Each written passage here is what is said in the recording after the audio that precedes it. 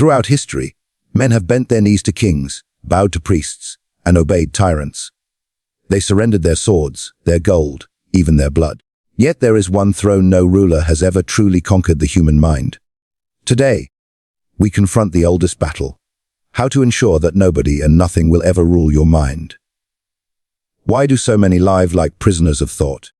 Why do they allow propaganda, fear, or false promises to chain their reason? This is the question we shall tear apart: how to seize back control of your mind and make it untouchable, beyond the reach of rulers, systems, and even your own weakness. From the moment you draw breath, there are hands reaching to shape your mind. Parents mold you with rules, teachers carve you with lessons, rulers and priests whisper doctrines into your ears. They will tell you what is right, what is wrong, what to fear, and what to desire. You are told who to obey, who to hate, and who to trust. And at first, you accept it, because the child has no weapon against the weight of authority. The illusion begins here. The illusion that your mind is not your own, but theirs to govern. Consider history. Empires rose not merely by sword and conquest, but by commanding the thoughts of their people. Rome held territories by law, but it held minds by belief. The church wielded fear of hellfire to bend kings and peasants alike. Monarchs demanded loyalty, not only through armies, but through stories, grand myths that made obedience seem noble. And in our own age, what has changed? Do you think the power of control has faded? No, it has only shifted its disguise. It is not the king's decree, but the glowing screen. It is not the priest's sermon, but the endless voice of media and authority. They do not chain your body. They chain your perception. They make you believe that your mind belongs to them. But here is the cunning truth. No matter how vast their reach, no ruler has ever truly conquered thought itself. They can suggest, they can manipulate, they can punish. But the final decision, the last chamber of the mind, remains yours. And yet most people surrender it without a fight. They surrender it gladly, for the comfort of being told what to think is easier than the labor of thinking. Ask yourself, when you repeat an opinion, is it yours, or did it enter your head through repetition and pressure? When you obey a law, do you obey because you judge it wise, or because you fear the punishment of disobedience? When you believe in a promise, is it the fruit of your reason, or merely the echo of propaganda? These are the subtle chains, not iron but invisible, stronger than shackles, because the prisoner who cannot see his bonds does not seek to break them. The illusion of control thrives in this blindness. It thrives when men say, "This is how things are, and this is how they must be." It thrives when they forget that all systems, all authorities, all rulers are inventions, not eternal truths. Machiavelli once taught that a wise prince rules by perception more than by force. Why? Because to rule bodies is costly, but to rule minds is eternal. The masterstroke of power is not to fight rebels, but to prevent rebellion from being imagined. And so, the most dangerous ruler is not the one who commands armies, but the one who convinces you that resistance is impossible. Every empire, every institution, every ideology survives on this single trick, the illusion that it governs your mind. But in truth, what they govern is your fear, your laziness, your comfort in certainty. The mind itself remains unconquered, unless you choose to abandon it, and most men, without realizing it, hand it over daily. They give it to tradition, to authority, to social approval, to fear of isolation. They trade their freedom of thought for safety, and call it wisdom. But listen closely. Safety is the mask, obedience is the leash, and illusion is the chain. Once you see it, you cannot unsee it. Once you realize that no king, no priest, no screen has the rightful claim to rule your mind, the world shifts. Suddenly, you understand why power has always been obsessed with controlling thought. Because once a man knows his sovereignty, he cannot be governed like cattle. He becomes dangerous, unpredictable, untamed. He breaks illusions, and in breaking them, he shatters the foundation of those who would rule over him. So the illusion of control survives only if you allow it. It survives only if you accept without questioning, obey without judging, and believe without examining. Strip away the illusion, and you discover a battlefield that has existed since the dawn of civilization, the war for your mind. Not fought with swords, but with words. not enforced by armies but by repetition. And in this war, the greatest weapon is awareness, the sharp edge of suspicion, the refusal to bow before invisible masters.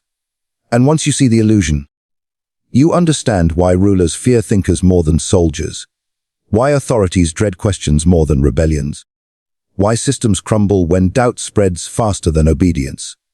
For the true throne of power has never been in the palace, nor in the church, nor in the state. It has always been inside the mind. And it is the only throne they can never truly seize. There is no greater weapon, no greater fortress, no greater freedom than the ability to think and decide for oneself. Autonomy of the mind is the crown of human existence.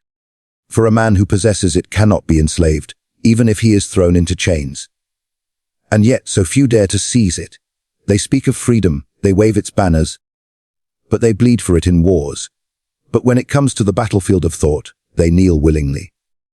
They crave to be told what is right, what is wrong, what path to follow. They mistake obedience for order, conformity for peace, and servitude for safety. Understand, this autonomy is not given, it is taken. No ruler will grant you permission to think freely. No system will reward you for questioning its laws. Autonomy threatens power, because a mind that answers only to itself cannot be bent by decree, bribed by promises, or broken by fear. That is why authority seeks to convince you that your autonomy is dangerous, reckless, even immoral. They brand the independent thinker as a traitor, a heretic, a madman, because nothing unsettles rulers more than a man who governs himself. But autonomy is more than rebellion. It is not merely refusing to obey, nor is it an endless war against authority.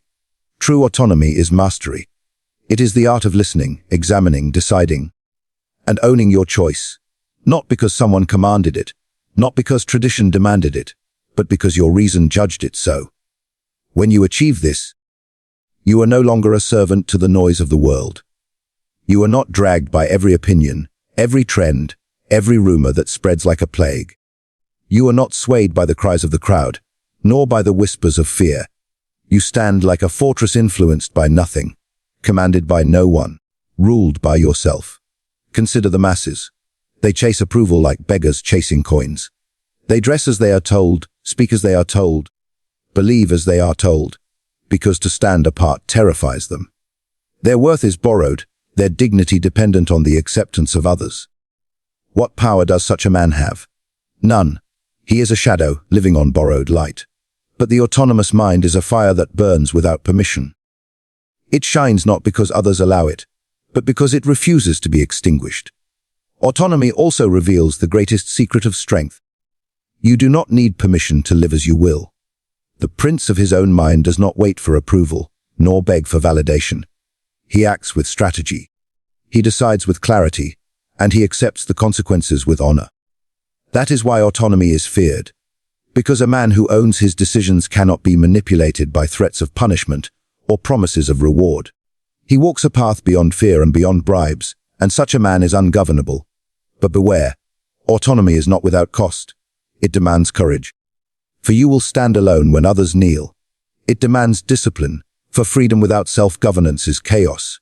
It demands strength, for you must bear the weight of your own choices without blaming kings, gods, or fate. Autonomy strips away excuses. Once you claim it, every triumph is yours, but so is every failure.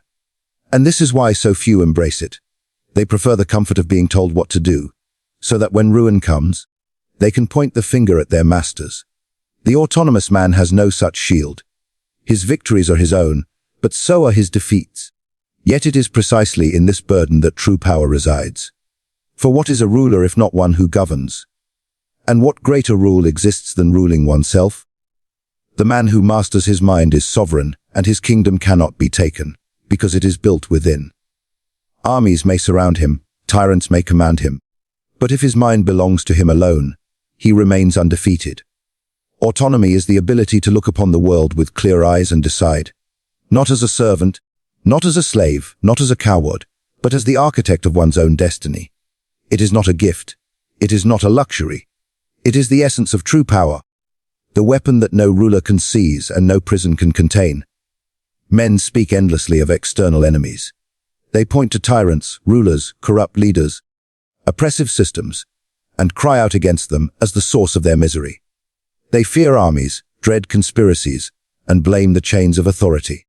Yet the most ruthless master, the most cunning tyrant, is not outside. It is within. The enemy within is the true jailer of the human mind. This enemy wears many faces. It whispers in the language of fear, seduces with the lure of desire, and poisons with the weakness of comfort. It convinces you to kneel before others not because they are powerful, but because you have already surrendered inside. What king needs to command you when fear already rules you? What tyrant must enslave you when your own cravings already dictate your choices? The chains you dread are forged not by rulers but by your own hand. Fear is the first soldier of the enemy within. It paralyzes thought.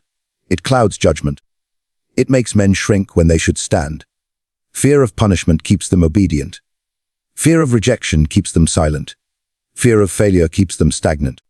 And yet fear itself is a shadow, not a blade. It has no real power except the power you grant it. A man who bows to fear has already crowned his weakness as king. Desire is the second weapon. It does not attack with force but seduces with promises. Desire whispers that you will be happy if only you obey, if only you follow, if only you trade your independence for comfort. Rulers have always known this truth. Control does not require chains. If you can enslave men with their own hunger. Bread and circuses ruled Rome more effectively than legions. Promises of wealth and pleasure rule modern men more effectively than swords. He who cannot master his desires is ruled without ever realizing it. And then there is the most dangerous servant of the enemy, within comfort. Comfort lulls the mind to sleep, softens resolve, and makes men prefer slavery to struggle. Why risk freedom when obedience keeps you warm and fed?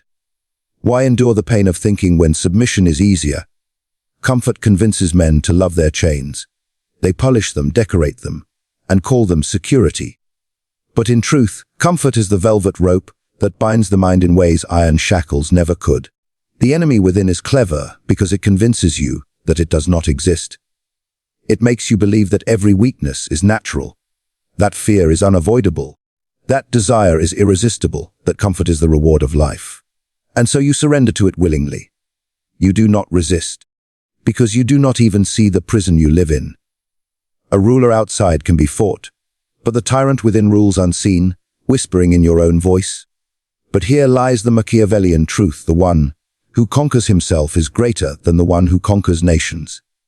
If you can defeat fear, desire, and comfort within, then no ruler, no priest, no tyrant can command you. Armies cannot move you, bribes cannot tempt you, threats cannot shake you. You become untouchable for the true levers of control. Fear of pain, hunger for reward, addiction to ease, no longer work on you. The enemy within is not defeated once, but daily. It rises with you in the morning. It tempts you in every choice. It lurks in silence when you are weak. That is why most men fall, not because the world enslaved them, but because they enslaved themselves. They never declared war on their own cowardice. They never questioned their own cravings. They never challenged the poison of their own comfort. And so they march into servitude willingly, never realizing that their master has always lived inside their own mind. The most dangerous tyrant is not the king on the throne, but the coward that hides in your chest, the hunger that whispers in your ear, the laziness that cradles your spirit. Until you crush that tyrant, you will never be free. Freedom of the mind is not a gift, it is a conquest. To keep it free requires more than noble words and empty declarations. It requires discipline, cunning, and strategy. It requires the art of ruling oneself with the same severity that princes rule their states. This is the Machiavellian path: to build your mind as a fortress, to govern your thoughts as a kingdom, and to wield your will as the sword that no power on earth can bend. Understand first: a kingdom without order collapses. A mind without order is no different. If you do not command your own thoughts, they will scatter like peasants in a riot. They will be ruled by impulse, seized by fear, seduced by pleasure, and manipulated by others. To follow the Machiavellian path is to establish law within yourself. You decree what enters, what is examined, what is believed, and what is discarded. Without law, you are prey. With law, you are sovereign. Discipline is the first law. The undisciplined mind is easy to conquer, For it cannot endure discomfort, cannot resist temptation, cannot stand against the pressure of fear. Discipline forges resilience. Just as soldiers are trained to obey command even in chaos, your thoughts must obey your will even in storm. Discipline means choosing the hard path when the easy one is poisoned. It means rejecting distraction, refusing weakness, and commanding yourself as if you were both prince and soldier. Without discipline, autonomy rots into chaos. With it, you become untouchable. Cunning is the second law. To live free, you must see as rulers see, think as strategists think. Authority thrives on deception. They rule not only with armies, but with illusions. If you do not learn to pierce those illusions, you will be ruled without ever noticing. The Machiavellian path demands suspicion, the refusal to take any claim at face value, the ability to look behind every mask and see the hand that moves it. Cunning is not cynicism. It is clarity sharpened into survival. It is the recognition that those who seek to rule your mind will use every weapon. Fear, promises, praise, shame, and that the wise man prepares for them as a general prepares for war. Strategy is the third law. No prince survives by accident. No free mind remains sovereign without plan. To follow the Machiavellian path is to treat your life as a campaign. You decide where to yield, where to strike, when to move, when to wait. You learn to control not only your reactions but also the battlefield itself. You arrange your environment, your habits, your alliances in a way that strengthens your rule over yourself. Strategy means you do not stumble through existence, you march through it with purpose. But the Machiavellian path is not gentle, and it is not comforting. It strips away illusions. It demands you see the world as it is, not as you wish it to be. It demands you face the truth, that most men prefer servitude to sovereignty, that the crowd will despise you for standing apart, that those who profit from obedience will seek to silence you. To walk this path is to accept isolation, suspicion, and resistance. But it is also to accept power. For once you govern yourself, you cannot be governed by another. Think of yourself as both ruler and ruled. As ruler, you must be ruthless with your weaknesses, unforgiving with your laziness, and merciless with your cowardice. As ruled, you must be loyal to your higher purpose, obedient to your own laws, committed to your own strategy. This duality is the heart of the Machiavellian path. You are the prince and the subject, the commander and the soldier, the lawmaker and the citizen. If you fail in either role, your kingdom collapses. If you succeed in both, you become untouchable. This path does not seek harmony, it seeks mastery. It does not seek peace, it seeks strength. It does not seek approval, it seeks sovereignty. For what does it matter if the world praises you, if in secret you are ruled by fear? What does it matter if men call you free, if in truth your desires and comforts govern your every choice? The Machiavellian path demands that you rise above such illusions, that you seize your mind as territory, defend it as fortress, and rule it as empire. To live without strategy is to be ruled. To live without discipline is to be weak. To live without cunning is to be deceived. But to live with all three, to master them as a prince masters his realm, is to ensure that nobody and nothing will ever rule your mind. History has shown us kings, priests, tyrants, and systems, all claiming dominion over the human soul. They ruled with armies, they ruled with promises, they ruled with fear. But the greatest throne, the one they coveted most, was always beyond their reach, the throne of the mind. The illusion of control was their weapon. They dressed obedience as duty, slavery as safety, submission as peace. And the masses accepted it, too blind to see that the chains were invisible. Yet even in the darkest age, the truth remained, no man can own your thoughts unless you grant them entry. Autonomy is the sword that cuts these chains. To decide for yourself, to govern your own reason, is to rise above the reach of every master. It is the power that makes you sovereign, not by decree, but by choice. Yet autonomy demands more than words. It demands the courage to stand alone, the discipline to govern yourself, and the strength to bear the weight of your own decisions. But beware, the enemy that enslaves you is not only outside. It dwells within. Fear commands more obedience than any king. Desire enslaves more souls than any tyrant. Comfort lulls more prisoners into chains than any army ever could. Until you crush these forces within, you will never be free. And so we arrive at the Machiavellian path, the way of mastery. To rule yourself as a prince rules his state, to govern your mind with discipline, to pierce illusions with cunning, to march through life with strategy. This path is not easy, it is not gentle, it is not for the faint-hearted. But it is the only path that leads to sovereignty. Remember this, your land may be taken, your wealth may be seized, your body may be bound, but your mind is the last empire. Guard it, rule it, fortify it, for in this empire, you are both the prince and the kingdom. And if you master it, then truly, nobody and nothing will ever rule your mind.